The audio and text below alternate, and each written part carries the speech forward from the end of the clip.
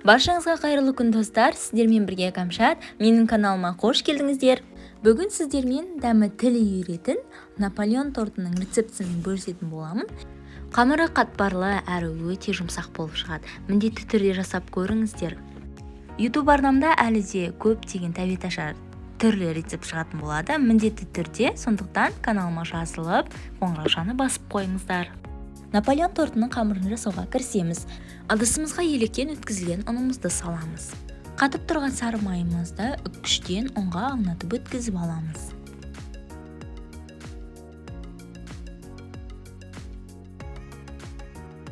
Ұн мен сары майымызды ақырындап араластырып, түйіршік жасап аламыз.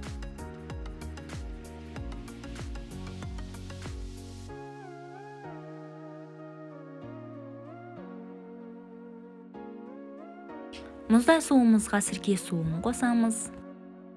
Шым-шым тұз салып, жұмыртқамызды жарып, барлығын жақсылап араластырамыз.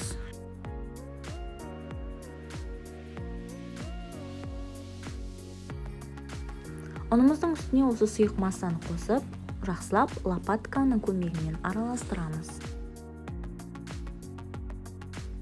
Міндетті түрде лопаткамен араластырыңыздар, себебі қолдың жылуымен май еріп кетуі мүмкін. Осылай біріктіріп аламыз. Ешқандай артық нәрсе қоспаймыз. Осы күйінде біріктіріп шығамыз. Міне біздің қамырымыз толықтай дайын болды. Енді осы қамырымызды пищевая пленкаға орап, тоңазытқышқа 1 сағатқа қойып қоямыз.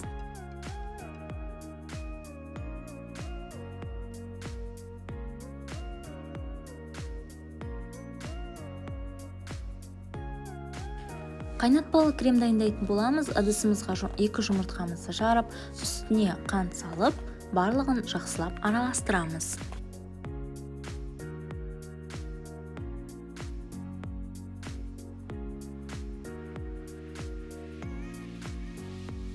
Жұмыртқамыз осылай 2 еселеніп ағарған сәтте жүгері крахмалын салып, тағы да жақсылап араластырамыз.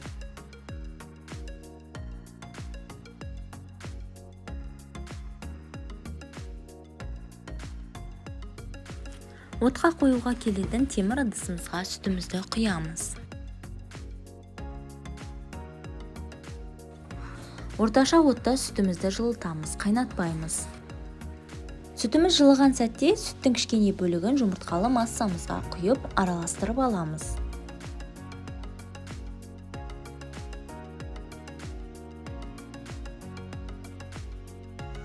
Осы жұмыртқалы массамызды сүтімізге қайтадан құйып, қоюланғанша жақсылап араластырамыз.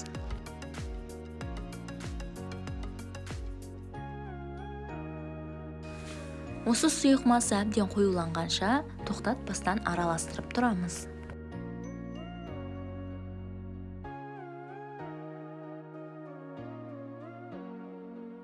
Қайнатпалы креміміз осылай қоюланған сәтте оттан аламыз. Крем кішкене суығаннан кейін сары майымызды қосып араластырамыз.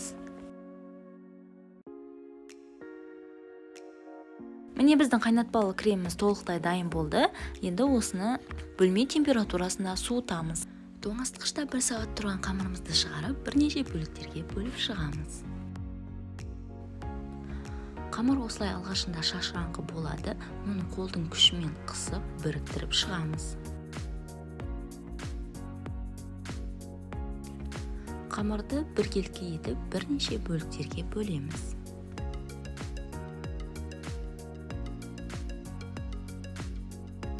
Және барлығын дәл осылай домалақтап шығамыз.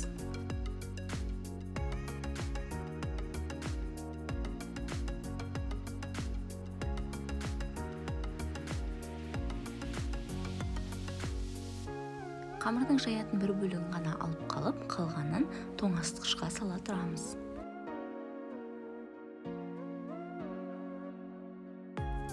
Пергамент қағазымызға кішкене ұн сеуіп, осылай қамырды жаюға кірісеміз.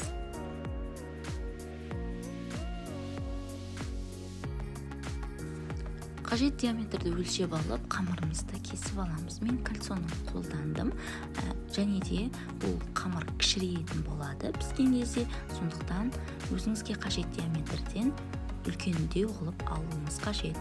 Барлық көкжидарымызды 200 градуста 10 минутқа қойып пісіріп шығамыз. Тортымызды жинауға кірісеміз. Әрбір корждың бетіне 4-5 қасық, ас қасық крем құйып, барлығын біркелкі етіп жағып шығамыз. Барлық корждарымызды дәл осылай жинап шығамыз.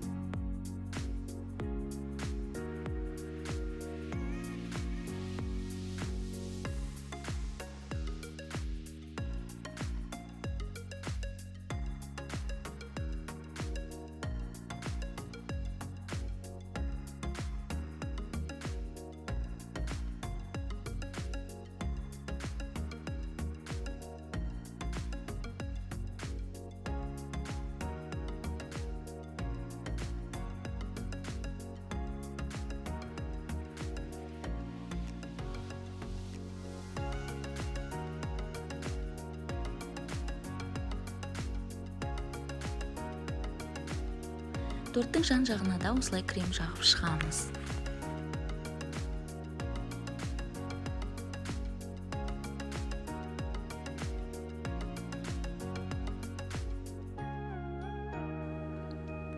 Торттың қамырының кесілген бөліктерін пісіріп, осылай жан-жағына үгітіп сеуіп шығамыз.